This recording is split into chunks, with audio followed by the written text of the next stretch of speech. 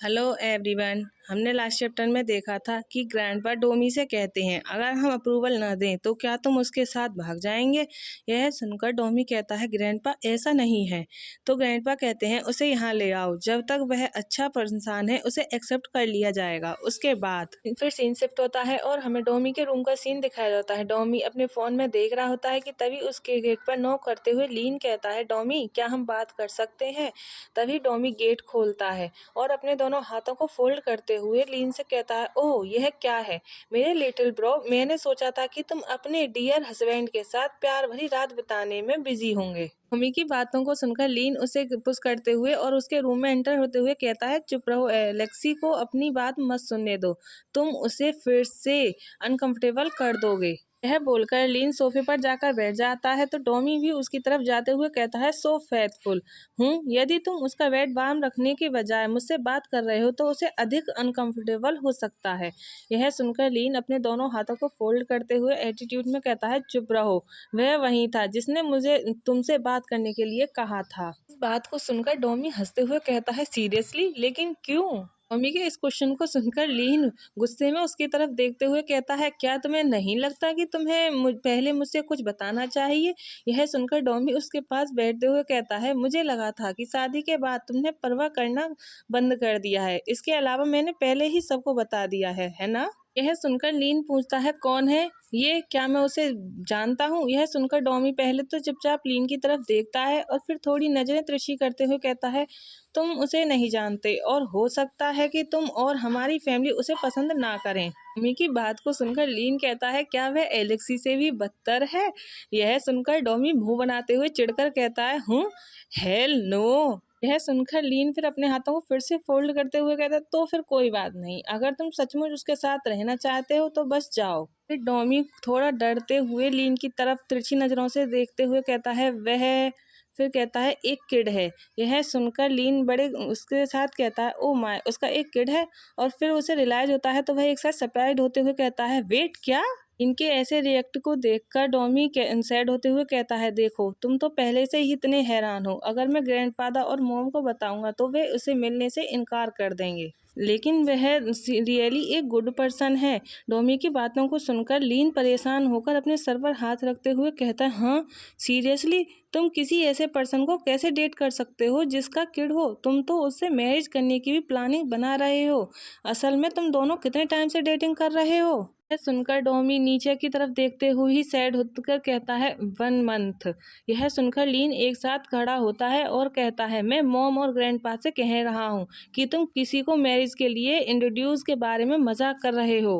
वो इस तरह से गुस्सा देखकर डोमी उसके हाथ को पकड़ते हुए कहता है मैं मजाक नहीं कर रहा हूँ, मैं सीरियस हूँ लीन, मैं उसके अलावा किसी और से मैरिज नहीं करूँगा। डोमी की बात को सुनकर लीन अपने हाथ को छुड़ाते हुए कहता है क्यों, मुझे कम से कम एक रीजन बताइए जिससे मैं बिलीव कर सकूं कि तुम पहले की तरह सिर्फ प्ले नहीं कर रहे हो। मुझे बताओ कि वह चाइल्ड एक्चुअली में तुम्हारा है। यह सुनकर डोमी कहता है मैं जो कर रहा हूँ उसका कंपेयर तुम पहले जो किया था उससे नहीं किया जा सकता। मैं अब वह पर्सन नहीं रहा जो पहले हुआ करता था, और अगर मैं चाहता भी तो अनफॉर्चुनेटली वह चाइल्ड मेरा नहीं है।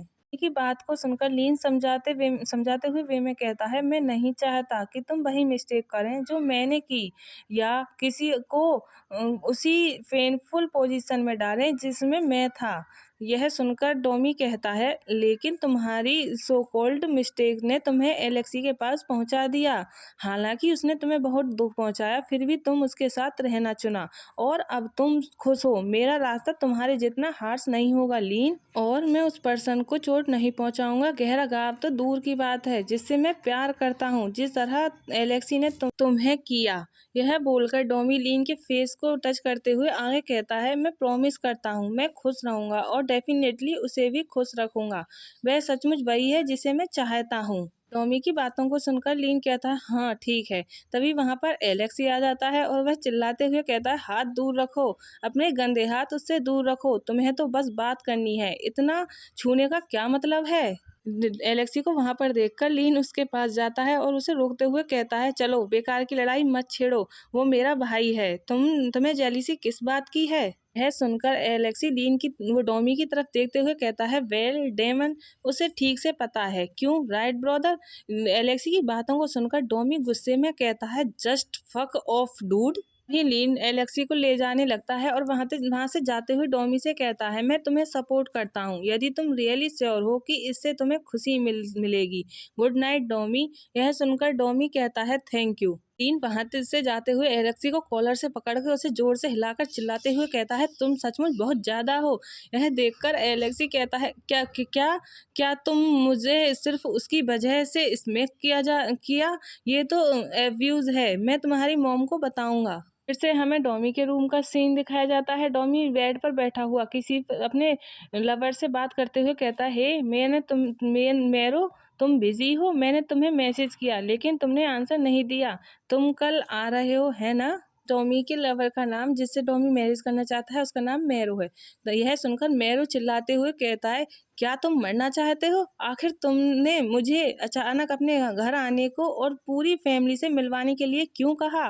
वो इतनी तेज चिल्लाता है कि डॉमी अपने कान से फोन को दूर कर देता है और फिर डॉमी कहता है, मैरो शांत हो जाओ, तुमने कहा था कि तुम मुझसे शादी करोगे, है ना? तो ऑफ कोर्स हमें मेरी फैमिली से मिलना होगा। सुनकर मैरो फिर से चिल्लाते हुए कहता है, इतनी जल्दी मत करो स्टूपिड गोरिल्ला। मैरो की बात को सुनकर डॉमी सीरियस हो जाता है और वह सीरियस फेस के साथ कहता है, क्यों नहीं, देर सवेर ऐसा तो होना ही है, राइट? फिर डॉमी अपने आप को शांत करते हुए कहता है, हाँ, हम सिर्फ 1 मंथ से डेटिंग कर रहे हैं लेकिन हम एक दूसरे को 2 साल से जानते हैं। क्या यही तो तुम हमेशा से चाहते थे? यह सुनकर मैरो कहता है, हाँ, यही मैं चाहता हूँ, लेकिन तुम मुझसे क्या एक्सेप्ट कर रहे हो जब तुमने इन्हें यह भी नहीं बताया कि मेरा एक चाइल्ड है जो तुम्हारा नहीं है? तुमने पहले ही अनुमान लगा लिया कि वे मुझे रिजेक्ट कर देंगे, है ना? मैरो की बात को सुनकर डॉमी कहता है, मुझे तुम्हें और तुम्हारी डॉटर को उनसे तुरंत मिलवाने में ज़्यादा कंफर्टेबल फील हो रहा है। चाहे कुछ भी हो, डिसीजन मेरा होगा, चाहे वे एग्री हो या नहीं। मैरो। यह सुनकर मैरो कहता है, अगर वे मुझे रिजेक्ट कर दें तो तुम क्या करोगे? क्या तुम सचमुच मेरे लिए अपनी फैमिली के खिलाफ जाने को तैयार हो? मैरो की इन बातों को सुनकर डॉमी गुस्से में कहता है, मेरे साथ ऑनेस्ट रहो, क्या तुम मुझसे सच मैरिज करना चाहते हो या नहीं? क्या तुम अब तक सिर्फ मजे के लिए मेरे पीछे पड़े रहे? अगर ऐसा है तो शायद हमें इसे यहीं खत्म कर देना चाहिए। टॉमी की ऐसी बातों को सुनकर मैरो कहता है, तुम क्या बकवास कर रहे हो?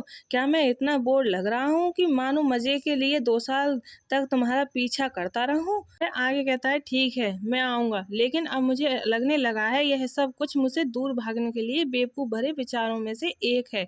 यह सुनकर डॉमी हंसते हुए कहता है, ये तो बिल्कुल सही है, तुम्हें ये बात शुरू से ही कह देनी चाहिए थी। अगर मैं भागने की प्लानिंग बना रहा हूँ तो मैं तुमसे मैरिज क्यों करना चाहूंगा? तो यह सुनकर मैरो कहता है, वेल, यह तुम्हारी पसंद है तो बेहतर होगा कि तुम तैयार रहो। यदि तुम्हारी फैमिली मुझे रिजेक्ट करती है और हमें अलग करने की कोशिश करती है तो मैं तुम्हें किडनैप कर लूँगा और अपने घर में बंद कर लूँगा। यह भी मत सोचो कि तुम मुझसे दूर जा सकते हो डॉमी। मैरो की बातों को सुनकर डॉमी हंसते हुए कहता है, हूँ क्या क्या तुम्हारे विचार हमेशा इतने उग्र क्यों होते हैं? तुम तो मुझे अभी से डरा रहे हो। मैरो कहता है, तुम बिल्कुल जानते हो कि मेरा क्या मतलब है, माय डियर फेटेड मेड। खुलकर मैरो फोन काट देता है। फिर डॉमी एक लंबी गहरी सांस छोड़ते हुए सोचता है, मुझे आशा है कि कल सब कुछ ठीक हो जाएगा। गाइस, यही हमारा चैप्टर लास्ट होता है। आई होप आप सब लोगों को पसंद आया होगा। पसंद आया हो तो लाइक, सब्सक्राइब एंड कमेंट करें।